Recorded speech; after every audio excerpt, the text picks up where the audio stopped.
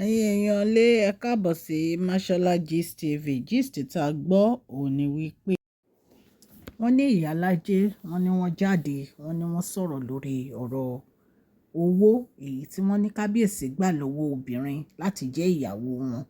Wọ́n ní Iyalaje lòun ò mọ nǹkan kan pa ẹ̀ wípé kí wọ́n má lọ kó wàhálà bá òun o, wípé òun ò fẹ́ dá sí ọ̀rọ̀ yẹn, wípé kò kàn nǹkan tó bá ṣẹlẹ̀, wípé kò kàn pé nítorí pé nísìn wọ́n ti ń ṣe investigation lórí ọ̀rọ̀ yẹn láti mọ àwọn tó set up gbogbo àwọn allegation yìí. Wọ́n ní wọ́n ti ń ṣe investigation. Wọ́n ní ẹni tó ń jẹ́ bẹ́ẹ̀, wọ́n ní wọ́n ti gẹ̀ẹ́tẹ̀. Wọ́n ní account tó ń sanwó sí, wọ́n ní wọ́n ti gẹ̀ẹ́tẹ̀. Ibi tí letter heading ti jáde, wọ́n ní wọ́n ti gẹ̀ẹ́tẹ̀. Wọ́n ní wọ́n ti ń ṣe investigation wọn. Wọ́n ní so Iyalaje ti jáde. Iyalaje ní òun ò mọ nǹkan kan nípa ọ̀rọ̀ yìí, òun ò dẹ̀ fẹ́ kí wọ́n dárúkọ òun sí nítorí pé jẹ́jẹ́ òun ló ń jókòó ara òun. Ẹ̀yin èèyàn lé nǹkan tá a gbọ́ nìyẹn tán ní Iyalaje sọ. Ẹ̀yin náà dẹ̀ rí pé bí àwọn arábìnrin ìyàwó kábíyèsí bọ́n ṣe rí pé kábíyèsí àti Queen Naomi fẹ́ padà ní gbogbo ọ̀rọ̀ yìí ló jáde síta tí wọ́n ní pé kábíyèsí gba $180 million lọ́wọ́ obìnrin láti jẹ́ aya nínú palace. Ọ̀rọ̀ yẹn ó fọ́nì, ṣùgbọ́n èmi á tún máa sọ kì í ṣe bàbá wo erin ńlá. Ṣé bàbá wo erin ńlá ò lówó ni tó fi jẹ́ pé ọwọ́ obìnrin ni wọ́n ti wá lọ gba owó nítorí ó fẹ́ jẹ́ olórí? Irú marriage wo la fẹ́ pe ìyẹn? Ibi tẹ̀yìn èèyàn á ti mọ̀ pé rọ́ ni gbogbo ọ̀rọ̀ yìí nìyẹn, ẹ̀yin ará lé. So wọ́n ní Mrs. Ọláfáre, wọ́n ní wọ́n ti issue statement, wọ́n dẹ̀ ti sọ wípé kò sí nǹkan tó ń jẹ́ bẹ́ẹ̀ pé kábíyèsí gbowó lọ́wọ́ obìnrin kankan. Wọ́n ní wọ́n dẹ̀ ti ń try láti get into the bottom of this issue wípé irọ́ ni gbogbo ọ̀rọ̀ yìí, wípé torí gbogbo àwọn tí wọ́n wà nídìí ọ̀rọ̀ yìí wọ́n máa fi ojú aṣebi hàn. Wípé kábíyèsí ò gbowó lọ́wọ́ èèyàn kankan o, wípé wọ́n kàn ń try láti táméjì méjì kábíyèsí ni àwọn ọ̀tá ló ń ṣiṣẹ́ yìí. Wọ́n ní wọ́n ti bẹ̀rẹ̀ investigation yìí lóní pẹrẹwu lórí ọ̀rọ̀ yìí.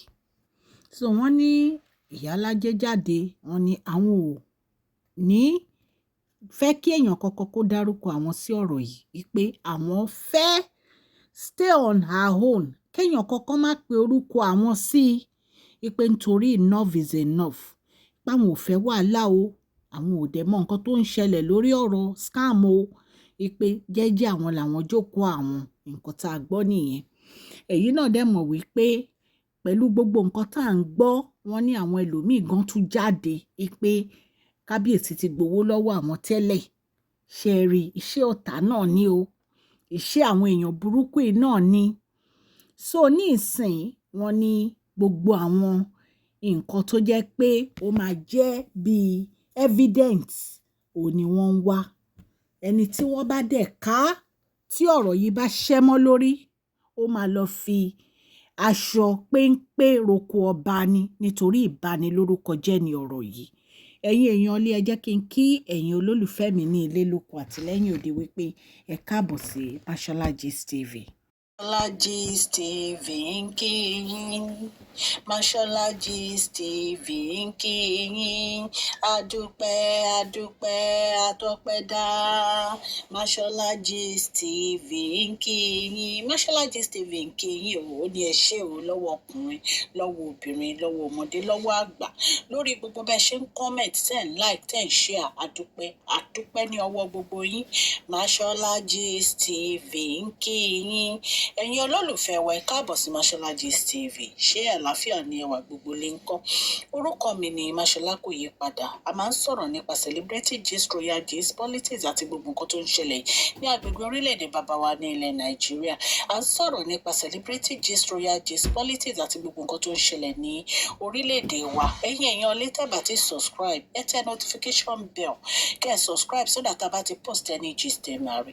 A ń sọ Yorùbá lórí channel yìí nítorí pé a fẹ́ gbàgbé àṣà àti èdè wa. Ẹ̀yin èèyàn lé à ń ṣe advert lọ́lọ́kùn òjọ̀kan lórí channel yìí, ẹ kàn sí wa ní Mashola Gist TV.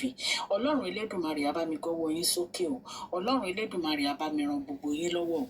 Òkè òkè ni ọlá yín á máa lọ o. Ọlá yín ò ní lọ ìsàlẹ̀ láíláí. ẹ̀yin èèyàn lé ẹ̀yin náà máa mọ̀ wípé ọ̀rọ̀ tó ń ṣẹlẹ̀ yìí ó ní ọwọ́ nínú. Wọ́n fẹ́ lo agbára obìnrin fún kábíyèsí ni. Wọ́n ti mọ̀ wípé obìnrin ni àwọn lè lò láti fi pa irọ́. Ṣùgbọ́n àṣírí wọn máa tú torí pé kò sí nǹkan kan téèyàn ń ṣe láyé tí ò ní gbẹ̀san ẹ̀.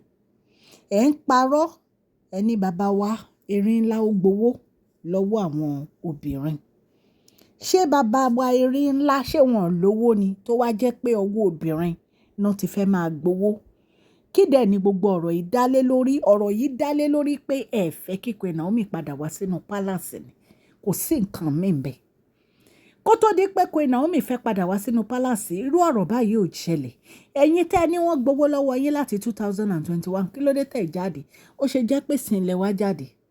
Ṣẹ́yìn aráalé ṣé ń feel mi?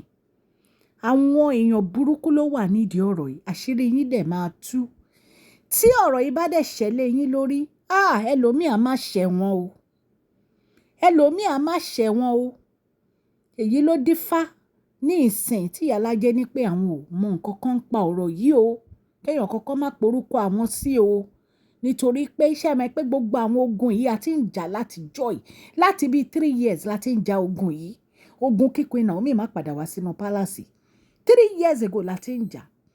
Ṣùgbọ́n Ọlọ́run á rẹ́yìn ogun yìí ní agbára Ọlọ́run. Gbogbo àṣírí àwọn ẹni ibi ó dẹ̀ máa fi ojú hàn síta kedere. Ọgbọ́n tó ń dá òun ni wípé nítorí ọ̀rọ̀ obìnrin àwọn èèyàn máa fẹ́ gbọ́. Irọ́ dẹ̀ ní gbogbo ọ̀rọ̀ yìí, irọ́ ló bá dé.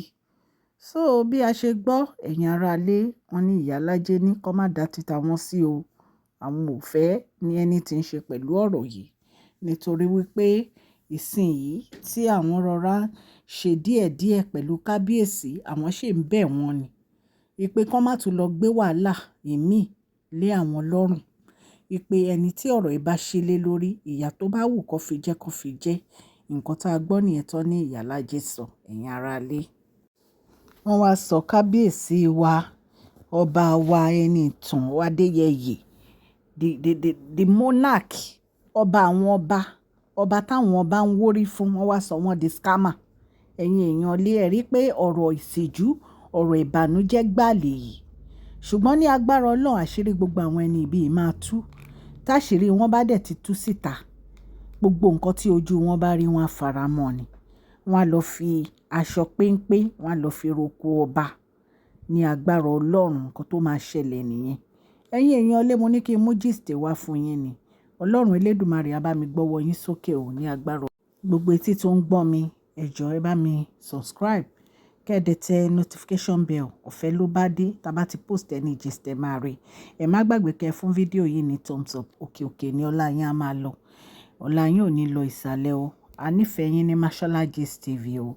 Please share this video, like and subscribe. God bless you all.